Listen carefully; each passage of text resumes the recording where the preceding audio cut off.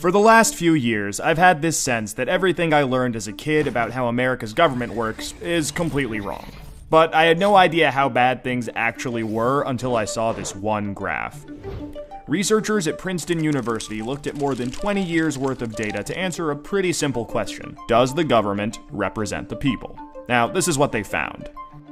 This axis here represents public support for any given idea. On the left, at 0%, are ideas that not a single American wants. On the right, at 100%, are ideas that everyone supports. This axis represents the likelihood of Congress passing a law that reflects any of these ideas, from a 0 to a 100% chance. On this graph, an ideal republic would look like this. If 50% of the public supports an idea, there's a 50% chance of it becoming law. If 80% of us support something, there's an 80% chance. You get the idea. Now, most Americans would probably agree that, with a few exceptions, we should be as close to this ideal as possible. Unfortunately, the way America actually works doesn't even come close. Take an idea that nobody supports, literally nobody, and it has about a 30% chance of becoming federal law.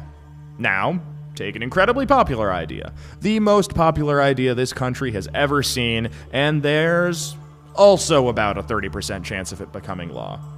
This means that the number of American voters for or against any idea has no impact on the likelihood that Congress will make it law. Put another way, and I'm just going to quote the Princeton study directly here, the preferences of the average American appear to have only a minuscule, near zero, statistically non-significant impact upon public policy. So if you've ever felt like your opinion doesn't matter and that the government doesn't really care what you think, well, you're right. But there's a catch. This flat line only accounts for the bottom 90% of income earners in America. Economic elites, business interests, people who can afford lobbyists, they get their own line. Look at how much closer their line is to the ideal. When they want something, the government is much more likely to do it. And when they don't, they have the power to completely block it from happening, no matter how much the rest of the country supports it. They get what they want, and guess who ends up paying for it? We pay for it with the most expensive healthcare in the world. We pay for it with a tax code that's a complete mess. We pay for it with internet that's slower and more expensive, with wasteful spending, a floundering education system, a catastrophic drug war, and 1 in 5 American children born into poverty. Almost every major issue we face as a nation can be traced back to this graph. How does this happen? Well, just follow the money. Right now, it's perfectly legal to buy political influence in America. Here's how it works. Let's say a big bank wants a law that would force taxpayers to bail them out again if they repeat the exact same reckless behavior that crashed the global economy in 2008. Not exactly the most popular idea with the public, and Congress knows that. That should be the end of it. But that's where the money comes in.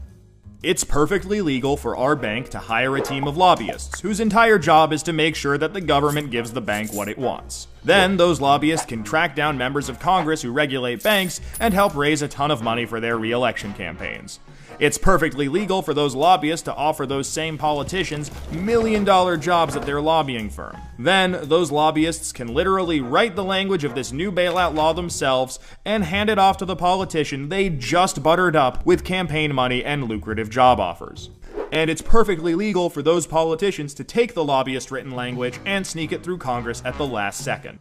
So now you've got a law that greatly benefits the banks, and the whole process can start over. This is how a bill becomes a law. A special interest hires some lobbyists, those lobbyists collect campaign contributions, offer jobs, and then write the laws that Congress then passes to help those same special interests. This happens every day on every single issue with politicians of both parties. In the last 5 years alone, the 200 most politically active companies in the United States spent $5.8 billion influencing your government. Those same companies got $4.4 trillion in taxpayer support. And that's trillion, with a T. And that's just the top 200 companies. Never mind every other special interest, every union, every trade association, and every billionaire. Every single one of them can use their money to buy political influence. You know, there's this idea out there that this only became a problem after the Supreme Court's Citizens United decision in 2010. But the data goes back almost 40 years, and the results are clear. Corruption is legal in America. And as long as it is, anyone who can spend money to buy political influence will. The solution here isn't rocket science. Make corruption illegal. We already know Congress won't do it. I mean, one look at this chart will tell you that. What we need is a plan that lets us go around Congress and do what the American people do best.